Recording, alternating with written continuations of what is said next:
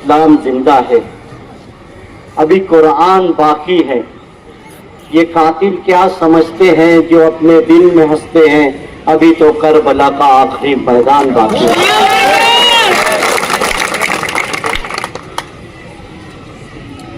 2014 से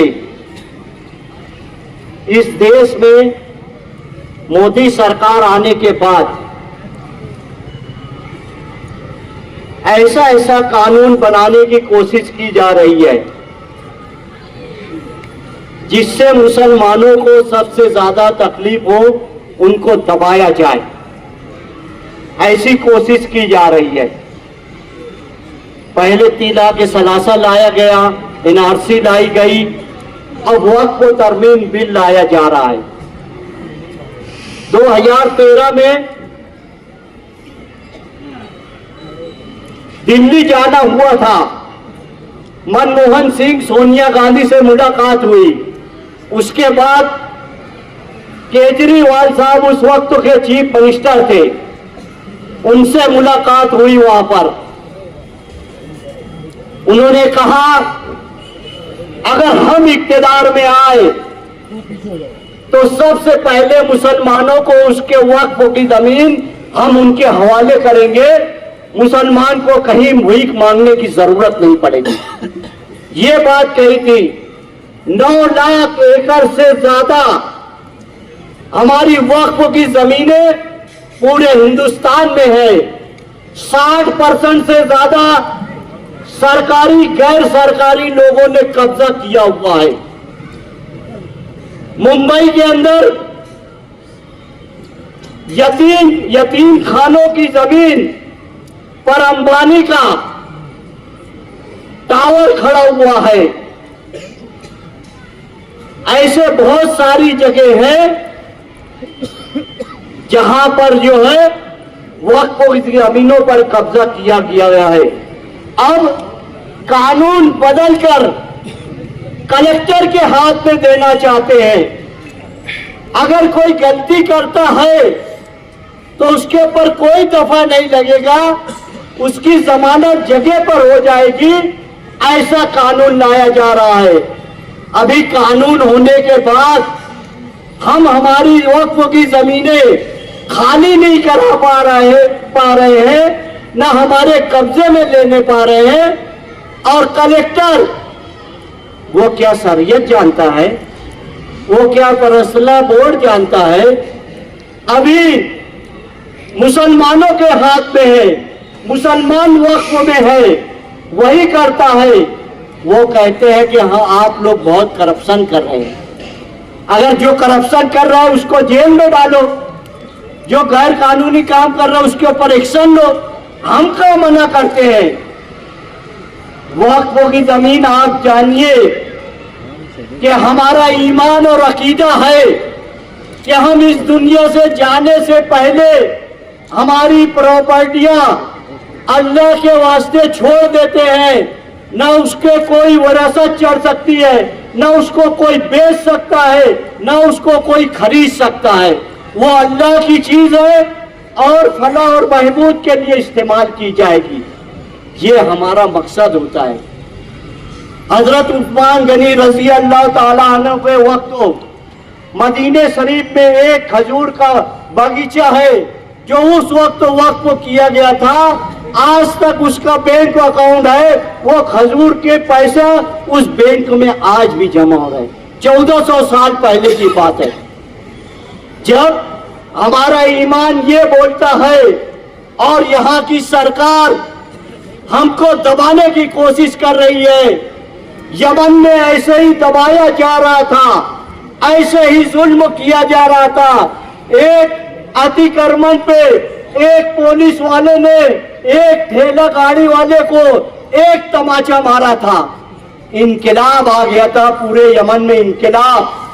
अगर तुम हमको दबाओगे, जेलों में बेगुनाह लोगों को डालोगे, जैसा कि 4 सतर पढ़ने पर मौलाना सलमान अजहरी साहब को जेल में डाल दिया गया और हमारे रसूल जिनके लिए ये दुनिया बनाई गई, जिनके लिए सब कुछ किया गया, जो हमारी जान और माल सबसे ज्यादा अफजल है, आप उनको जो गुस्ताखी करता है और उसको यहाँ का चीफ मिनिस्टर साथ में खड़े करके भी ये बोलता है कि उनके बाल भी बाका नहीं होगा, तो क्या ये इंसाफ ज्यादा दिन तक रहेगा? ये गैर इंसाफी बहुत ज्यादा दिन तक नहीं रहने वाला है।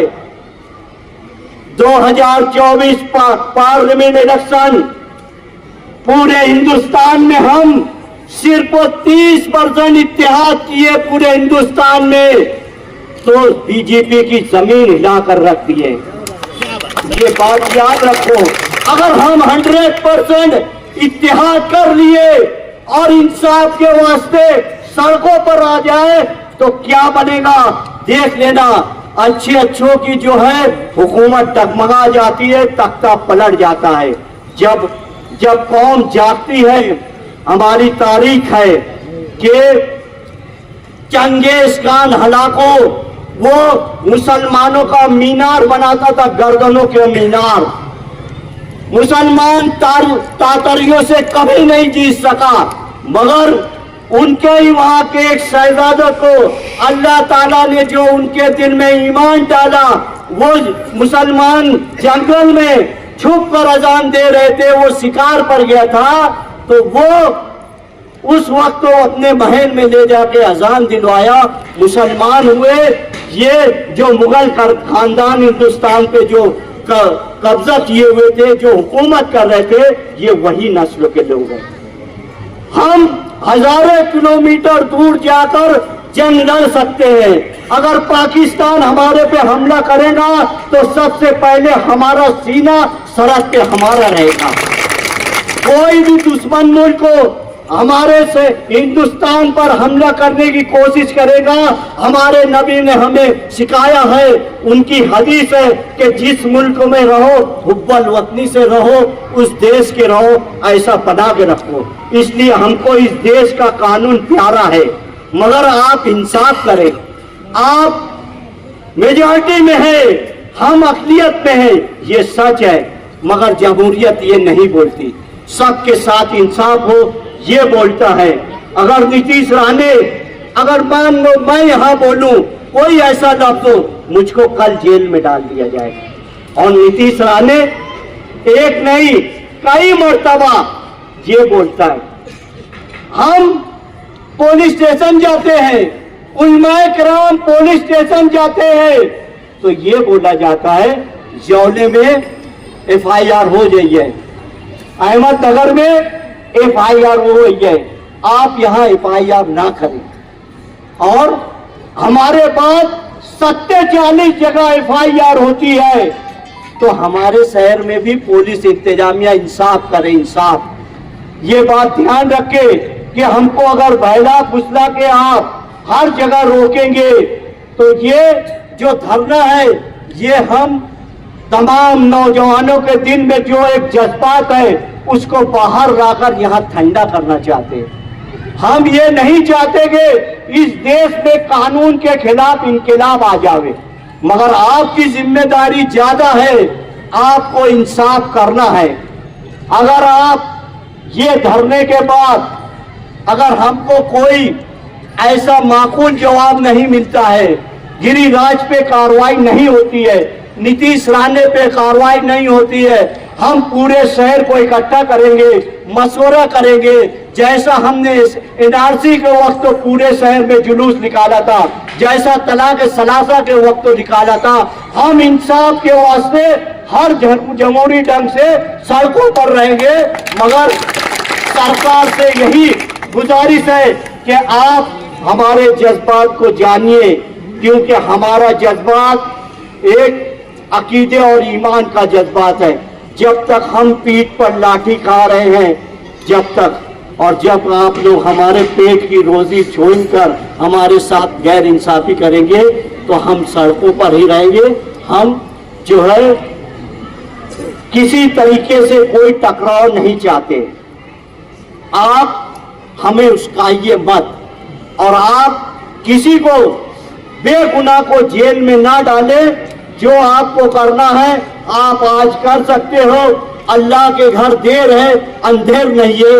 वाखिर